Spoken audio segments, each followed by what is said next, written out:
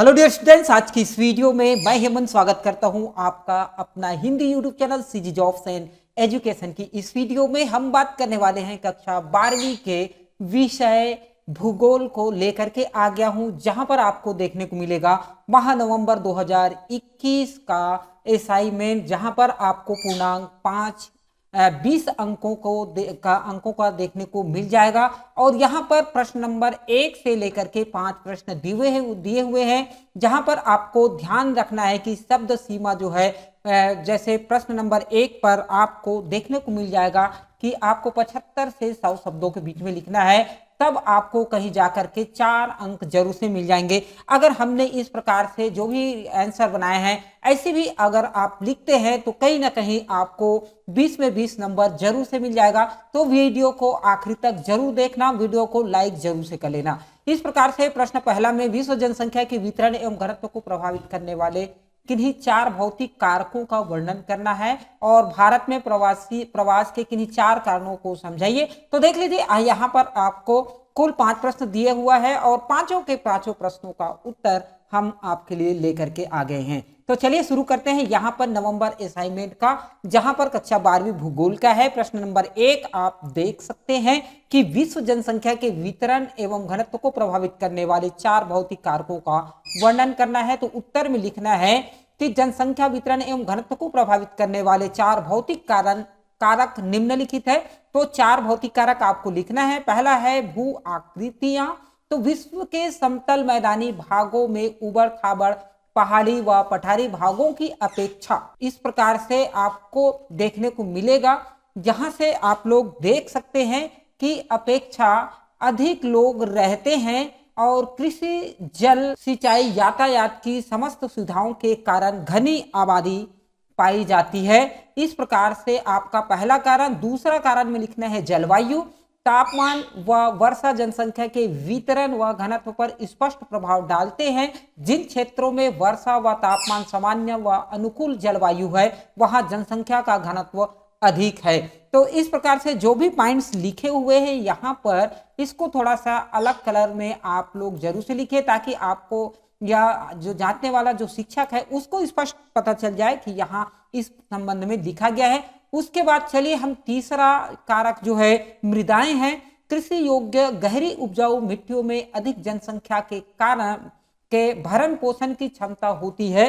यहाँ कृषि के लिए उपजाऊ मिट्टी की प्रचुरता है तो है ही, अतः विश्व की सभी नदियों की घाटियों में सघन जनसंख्या का घनत्व देखने को मिलता है। और चौथा कारक लिखना है जल स्रोत के बारे में। तो झीलें व नदियां मीठे जल के मुख्य स्रोत है, जबकि सागर व महासागरीय जल खारा होने के कारण उपयोगी नहीं है। अतः आज भी नदी घाटियों व मीठे जल की झीलों के आसपास जनसंख्या का उच्च घनत्व मिलता है। उसके बाद प्रश्न नंबर दूसरा आपको देखने को मिल जाएगा, भारत के प्रवास में किन्हीं 4 कारणों को समझाना है। तो 4 कारण क्या क्या है यहाँ पर आप लोग को समझाना है। यद्यपि पहले स्टार्टिंग में आपको लिखना है, यद्यपि प्रत्येक व्यक्ति को अपना जन्म स्थल प्यारा होता है, फिर भी कई कारणों से भारत में व्यक्ति को अपना जन्म स्थान छोड़ना पड़ता है। भारत में प्रवास के मुख्य कारण निम्नलिखित है।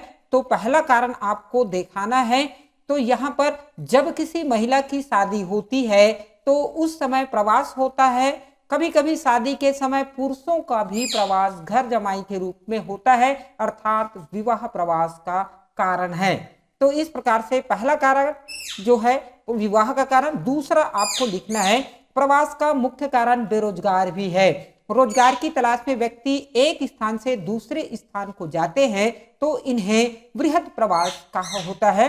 और तीसरा जो कारण है वो आपको इस प्रकार लिखना है, प्राकृतिक आपदाओं के कारण भी लोग प्रवास करते हैं। सूखा, बाढ़, भूकंप, ज्वालामुखी, सुनामी, चक्रवात आदि प्राकृतिक आपदाओं से भी लोग सुरक्षित स्थानों की ओर प्रवास करते हैं।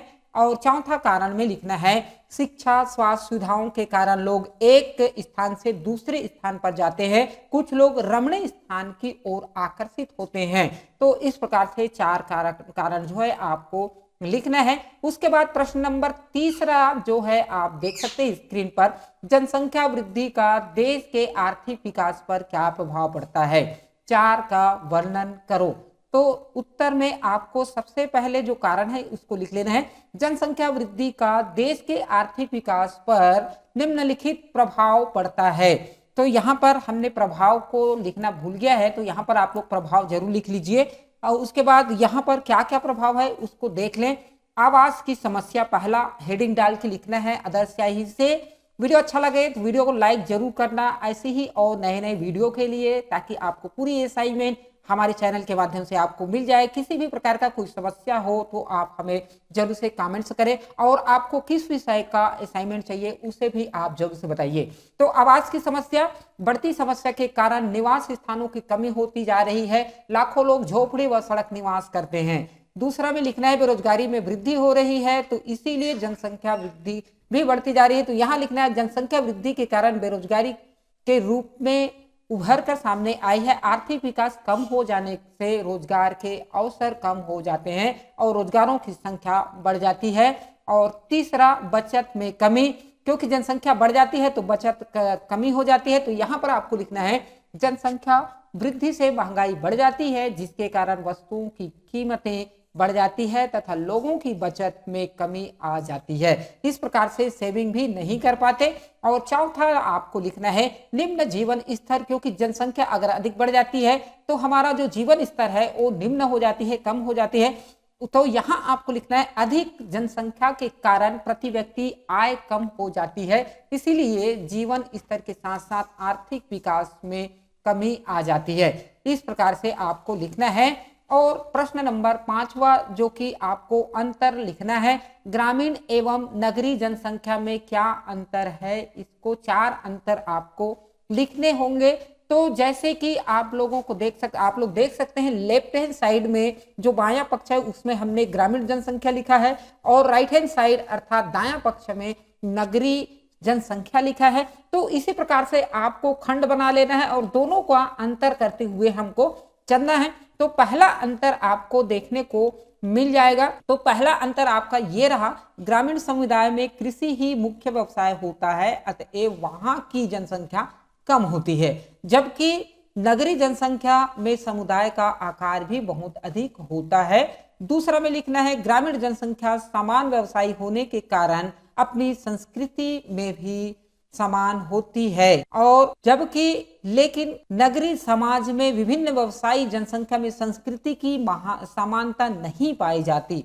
और इस प्रकार तीसरा में लिखेंगे ग्रामीण जनसंख्या सादी तथा भोली होती है, सीधी सादी भोली भाली होती है, जबकि इसके विपरीत नगरीय जनसंख्या में चतुराई व चालाकी पाई जाती है। चौथा में आपको कारण बताना है, ग्रामीणों में स्त्रियां अशिक्षित तथा रूढ़िवादी होने के कारण परिवार पर निर्भर रहती है, जबकि नगरों में स्त्रियों की शिक्षा तथा आत्मनिर्भरता पर विशेष बल दिया जाता है। तो इस प्रकार से 4 आपको यहाँ पर देखने को मिल गया अंतर। उसके बाद प्रश्न क्रमांक 5वां जो कि बताया जा रहा है, भारत में 2011 में स्त्री साक्षरता के स्थानीय प्रारूपों की विवेचना कीजिए तथा इसके लिए उत्तरदायी कारणों को समझाइए।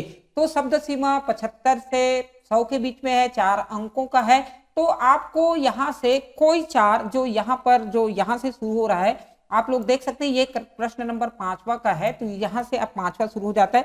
कोई 5 कारक भी आप लिख सकते हैं। तो चलिए हम यहाँ से देख लेते हैं। भारत में जनगणना 2001 के अनुसार कुल साक्षरता दर लगभग 65.4% है, जबकि स्त्री साक्षरता 54.16% है। और दूसरा पॉइंट आप लिख सकते हैं, दक्षिण भारत के अधिकांश राज्यों में कुल साक्षरता और महिला साक्षरता राष्ट्रीय औसत से ऊंची है। भारत के राज्यों में साक्षरता दर में व्यापक प्रादेशिक असमानता पाई जाती है, हर जगह बराबर नहीं है। और अगला आप संख्या डाल करके लिखेंगे इसका कारक में। यहाँ बिहार जैसे राज्य भी है जहाँ साक्षरता दर बहुत ही कम 47.53% है, तथा केरल और मिजोरम जैसे राज्य भी है जिनके साक्षरता दर क्रमशः 90.92% और 88.49% है।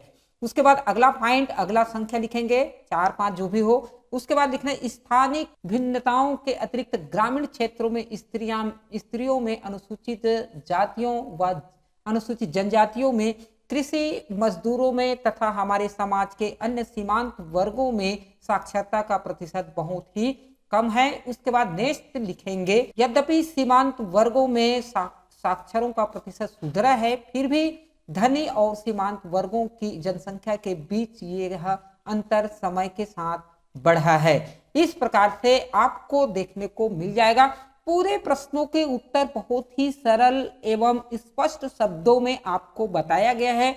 आप भी इसी प्रकार से लिखेंगे तो निश्चित है कि आपको 20 में 20 नंबर जरूर से मिल जाएंगे।